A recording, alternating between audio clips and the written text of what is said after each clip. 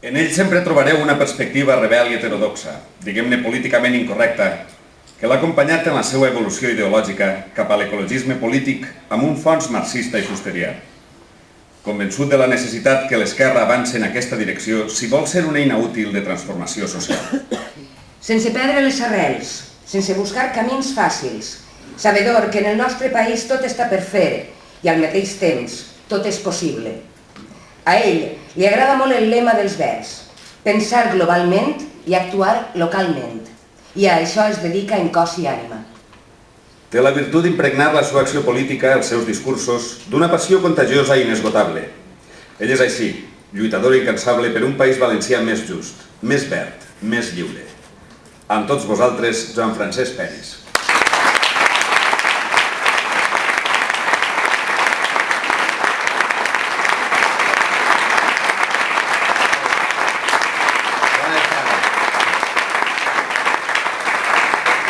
Tinc l'orgull de ser la veu dels Verds valencians en aquest acte central del país de la Coalició Europa dels Pobles Verds, en concret al País Valencià de la Coalició Esquerra Republicana Verds del País Valencià.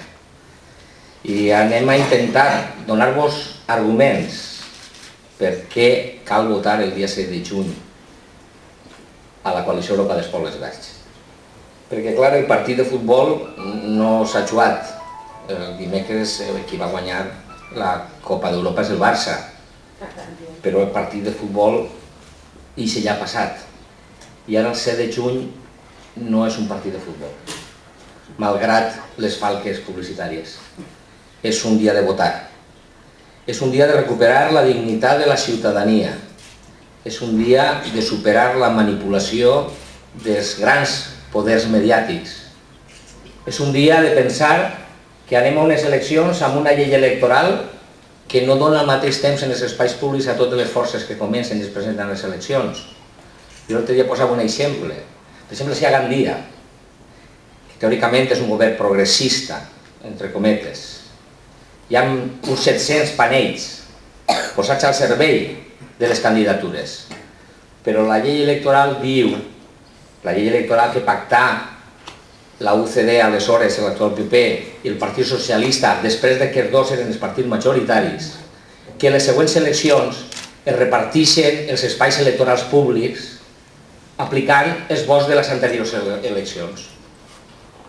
I passa que d'aixòs 700 panells, que sembla que és un esforç democràtic de l'Ajuntament de Gandia per a que participem a les eleccions per a posar els nostres cartells, el PSOE té 300, el PP té 300 i la nostra coalició 9 panells. Això és així, però això la gent no ho sap, perquè això no li ho conten en els mitjans de comunicació. És, posant un exemple, com si a la final de les Olimpiades el campió olímpic de les anteriors Olimpiades, si es que era en 100 metres, si es que era quan fa ja 80, no ens tinguera que córrer 20 i els altres començaren des del principi. Això és el que passa en aquestes eleccions. I això hi ha que dir-li a la gent.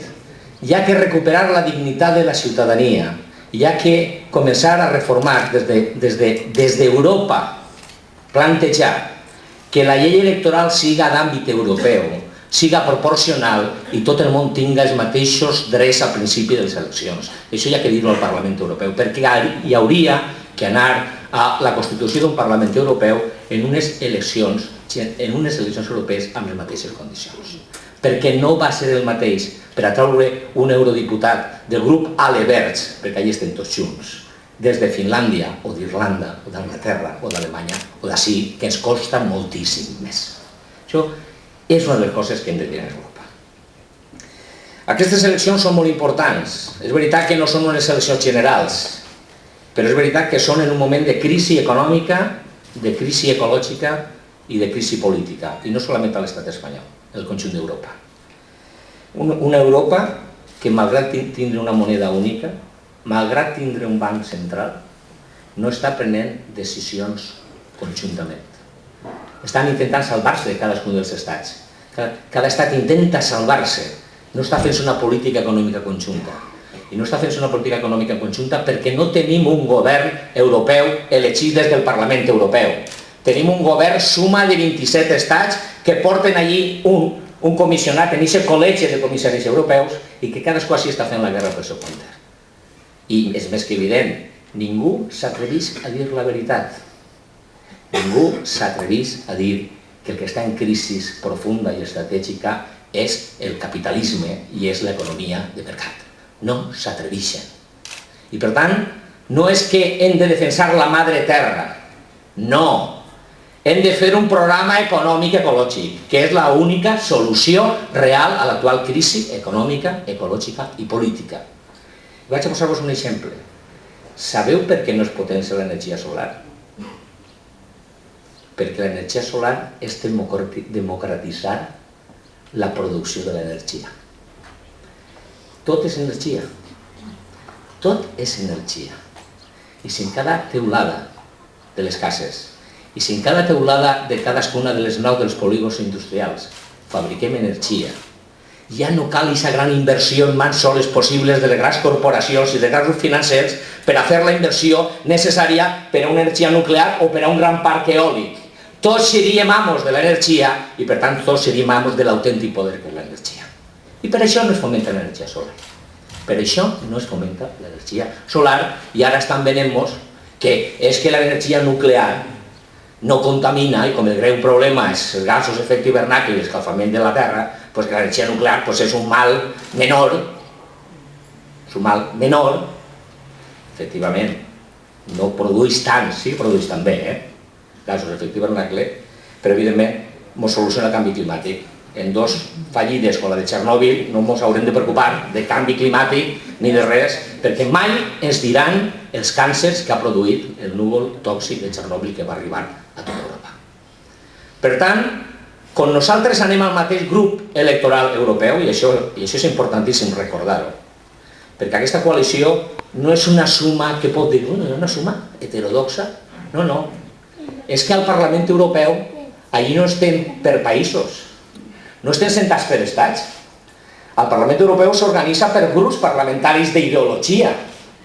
I al Parlament Europeu, aquesta coalició, els eurodiputats d'aquesta coalició, se senten en el grup parlamentari europeu Verd-Chale, que és on estan totes les forces nacionalistes d'esquerra d'Europa i tots els eurodiputats i eurodiputades verdes d'Europa. I aquests, tots, van a dir efectivament no a l'energia nuclear, sí a l'energia solar, sí al control de l'energia des de la ciutadania. Penseu altres coalicions. Pregunteu-se. Algunes coalicions, on van els seus eurodiputats? Hi ha coalicions que al País Valencià puguen semblar progressistes i els seus eurodiputats que isquen van al grup popular del Partit Europeu o al grup liberal a defensar l'energia nuclear, a anar contra l'abort, i evidentment a defensar l'economia de mercat i les solucions financeres del capitalisme més obsolet com a solució de l'economia. És molt important el dia 7 de juny i evidentment no estan interessats en que la gent vagi a votar, ni estan interessats en recordar. No volen recordar que va haver fa uns anys votant la Constitució. Aquesta coalició votaren que no a la Constitució Europea. I no perquè no siguem europeistes, justament perquè som més europeistes que el PP i el Partit Socialista Obrer Espanyol. Perquè volem una Constitució de veritat, una Constitució política, amb un Parlament Europeu que en base al vot de la ciutadania elegisca el govern europeu. Una Constitució que superi les fronteres, ja avui artificials. I una Constitució que posa dempeus un altre sistema econòmicament, ecològicament i socialment molt més just. No volen que recordem que votaren que sí a la Constitució el PSOE i el PP. I ara sembla que ja volen recordar molt el viatge d'Aznar a les Azores.